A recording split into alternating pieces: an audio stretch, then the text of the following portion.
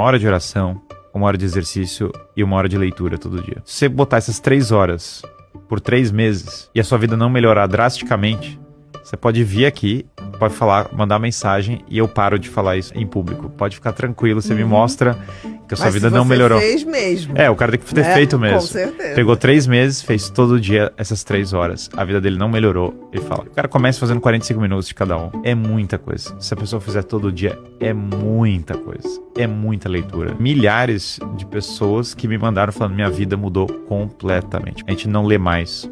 Tudo é rede social, tudo é estímulo, tudo é alguma coisa pipoca, tudo é um negócio que não sei o que, porque tem que isso aqui. 1 hora de exercício real, pra quem já fez uma academia real, já lutou, já fez qualquer coisa assim, é muito exercício. Eu acho que a saúde psíquica da pessoa, esses 3 hábitos, que eles vão melhorar a psique das pessoas De qualquer maneira. De qualquer maneira. E de qualquer um.